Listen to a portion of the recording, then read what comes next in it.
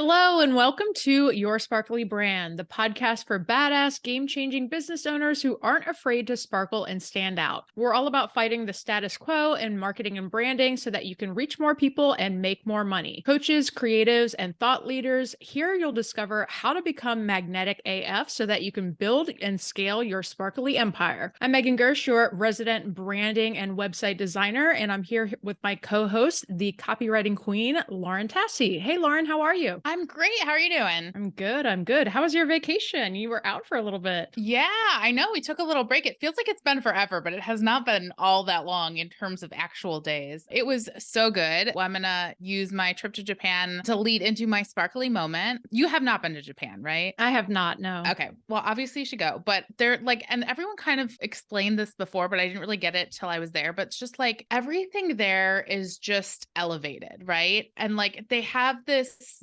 literally the term is kawaii, and it's like it literally means super cute. Like you look at a cute dog and you just go kawaii. Like it's just it like, and they take this concept like so far. It's like traffic cones have like little bunny faces on them, and like every like poster just has like the most adorable little bit of like cartoon this on it, where it's like we could just have like a normal poster. No, we're gonna put like a really cute deer on it. And so just like that concept of like how can we like just make this a little bit better? If we have to make a stupid parking cone, can we make it better? Can we just thinking about that like in my business and like things for clients in my life, like just that concept like as a whole has me thinking like what can we do? How can we make things better? So I don't know. It's something I'm working on. That's lovely. I love that so much. I so want to go to Japan like so badly. Well, you should go, and I have no doubt you will go. Yeah, for sure. So my sparkly moment this week, I was actually on a really fun podcast earlier this week, but basically the premise of the podcast was like talk about your business and what you do for clients, but then also tie it to a pop culture reference.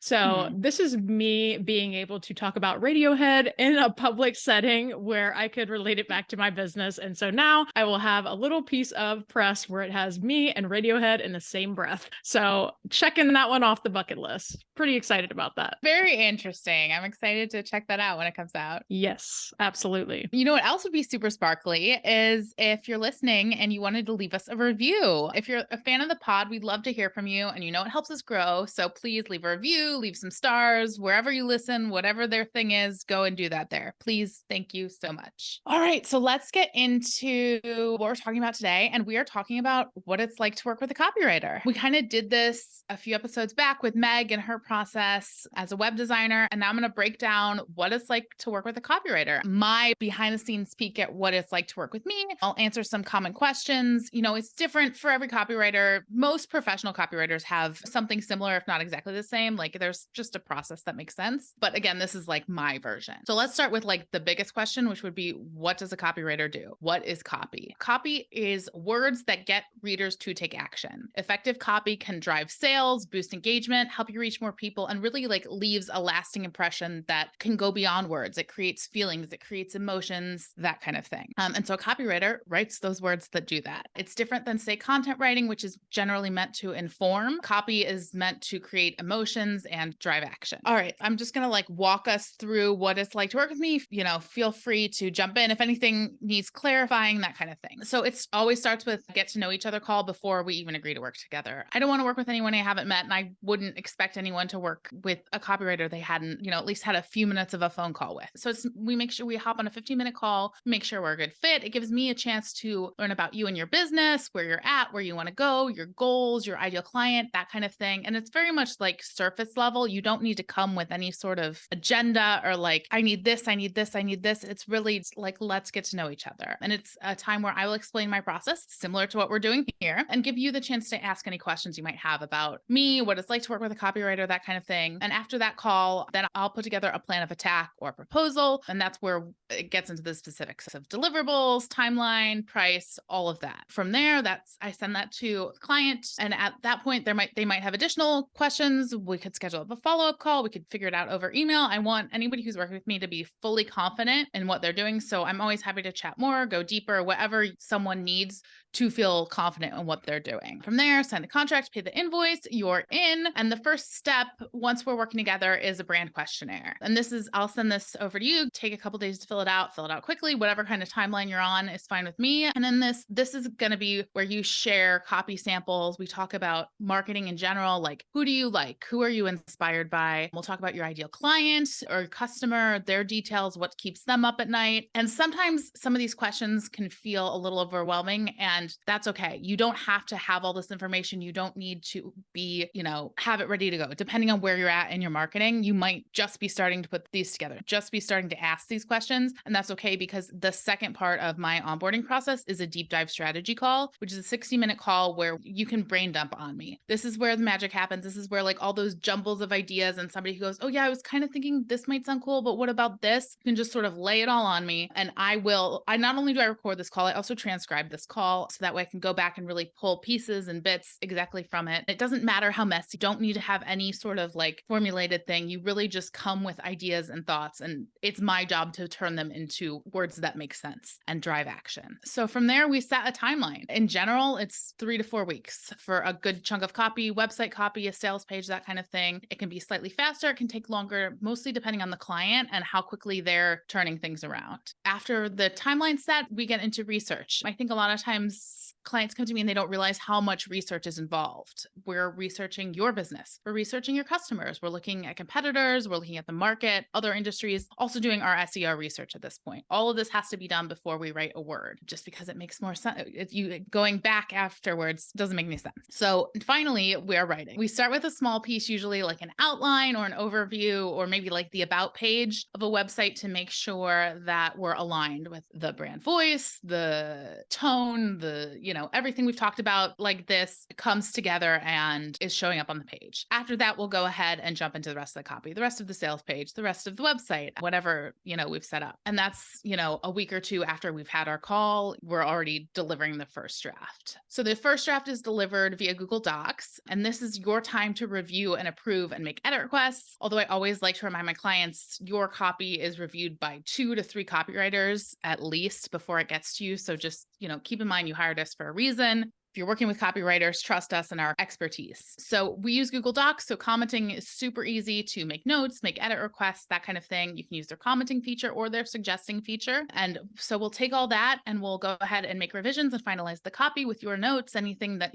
maybe came to us as we were talking and going through your revision. It's not always on the client to come up with all the suggestions for the final draft. We put that all together. We do a final draft delivery in Google Docs again. And at that point, it should be super simple to just copy and paste it into your website. All the headers, the H2s, that sort of stuff should just be copy and pasted as is. It's, super easy. If part of your deliverables are brand voice guide, that comes at the end, not the beginning, because that's a thing that we're constantly working on as we're updating your copy. So that'll come at the end. Once it's ready, I'm always happy to review it once it's live on the internet. Your sales page, once it's live, I'll, if you want me to hop in your emails, I'll take a look at your emails, whatever it is, just that final, another set of eyes to make sure it looks good. Once the project's complete, that doesn't mean we are done working together. Now that we've tackled a big project, I'm inside your brain, I'm inside your business, and I can help you with the smaller things or the things that aren't quite as easy to like put together into a project. That's kind of the great thing. It's like once you're in, and we can help you with whatever you need on a monthly basis or, whatever you need. So I want to call out a few things that I heard there just because I think they're so important. Like I find it really interesting, and it's probably extremely helpful that you have that like base foundation, that you take that time to like really get to know, like, what are you trying to say with this? What is the kind of tone of voice that you're going for? What are your SEO keywords? And like figuring out all of those basics before you even get to writing, because I think that makes it probably so much easier and you probably nail it a lot quicker with that foundation in place. Yeah. I think, how many steps did we go through before we got to writing was the step. And I think that's what, clients don't realize that. I think that's also why you see a lot of times people go, well, we already wrote this. Could you just like edit it and get it back to us? And it's like, that's not what I do. There are copywriters out there that do that, but so much of what I do is about branding and the foundation of it that I just can't jump in without having done that research and feel confident in the work I'm doing. For sure. So one other question that I had too was, I know you talked about briefly about the revisions that are included. Is there usually like a standard number of revisions that you include in like a sales page or like emails? Oh yeah, I do one round of revisions. Everybody does it differently. Some people do like unlimited revisions for a certain amount of time. For me, one round seems to do it. I was doing two for a while. And the second round, I noticed really like there rarely was much to do and it just sort of lengthened the process. If someone is unhappy with their final draft, I'm not okay with that. So that's why I'm always saying this is your final draft for approval. This is not like your final draft goodbye forever. That's sort of a caveat of, working with me is it may not be another round of revisions, but whatever we can do to make sure you're happy with the result, we will do that. Yeah, that definitely makes sense. So can you give me like a ballpark idea of like what a good copywriter would cost? It really depends. They're going to cost more than $12 for a blog post. They're going to, it depends on the project. It depends on the timeline. It depends on the industry too. In general, a copywriter their rate is going to reflect the value they provide versus how many words versus whether it's a website or a blog post. Things that are cornerstone pieces of sales for your business are going to cost more than like your weekly email newsletter. So it's such a wide variety of things. I can tell you my project minimum is $1,000, but I also don't really have any packages that are that low right now for new clients. And for me, I start with, a big project, a website, a sales page, a launch sequence, that kind of thing. And those projects are bigger so I can learn your business. So then you can come in and if you need help with smaller stuff from there on out, that's easy. We're already inside your head. Yeah, that totally makes sense. So what are some of the common misconceptions that clients have before working with you? Honestly, I feel like they're like, oh, I have to get my shit together. Like there's a lot of like, they feel like they need to be more prepared. And I feel like I know, I understand that from being a client perspective. It's like cleaning before the cleaning lady comes. We just just come to me with your mess. I can help you. It's my job. And it's so much easier for me to do it than for you to try and get everything looking perfect and organized for me. And also like start sooner. Sometimes people, they're like, oh, well, I'm getting my branding figured out. So once we get that together, I'll be in touch. And it's like, but let's at least have a conversation. Like we don't have to start working together, but let's hop on a 15-minute call and I'll give you some help as for how to get that branding in place so the voice is right too. So that's sort of it. It's like start before you're ready and also like just come as you are. Yeah, for sure. So where can somebody find a good copywriter? Like what kind of qualifications should they be looking for? So there are all kinds of great places to find copywriters. A lot of people say don't go on Upwork. I disagree with that, as I've talked about it on here a lot. Like there are good copywriters on Upwork in the same way there are good clients on Upwork. They might be harder to find on both sides, good clients and good copywriters.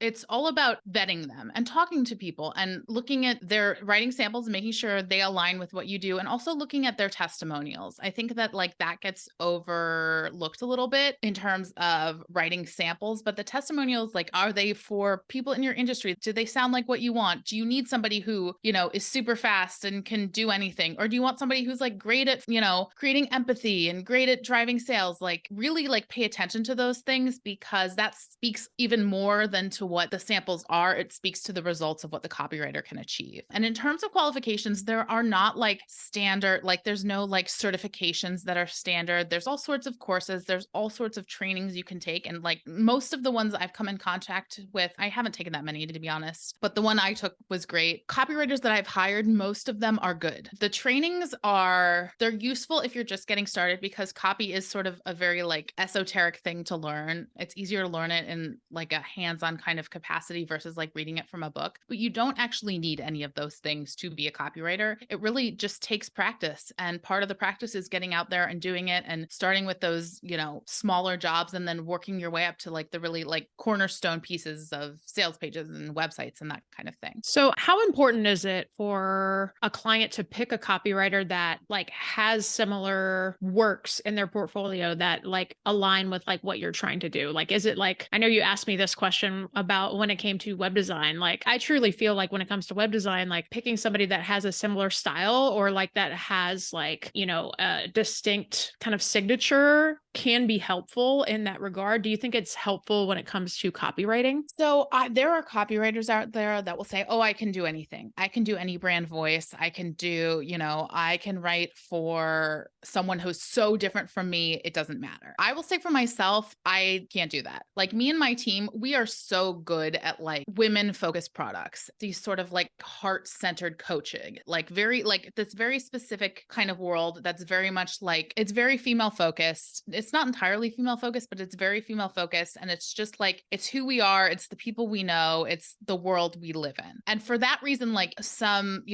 financial technology company came to me and was like, we're making an app and we need this. Like I've probably already stopped listening just because I don't really want to have to understand that market that I don't know so well, where I do understand, beauty and makeup and, the online coaching space so much. So all that being said, my experience is that the more work a copywriter has done in an industry, the more knowledge they have about your ideal clients, the better they're going to be able to deliver results for you. And that comes with experience, that comes with time. I'm sure there are great copywriters out there that literally can do everything. And like, if they want to do that and learn a new industry every time, go for it. But it's just my experience is that someone who has the experience that you're looking for, you're going to be so much further ahead with them. Yeah. And I'm sure it takes time to like learn all the like terminology and stuff like that, especially like in industries like beauty. Like I'm sure that there are certain like, industry terms that you need to be kind of privy to. Absolutely. Yeah. It's just, and it becomes second nature. And then there's like other things that are outside of copywriting that I just can help a client with because I've been there. I've been like, oh, my client had this problem getting their stuff on Google Shopping. And therefore, like, watch out for this ahead of time, just because,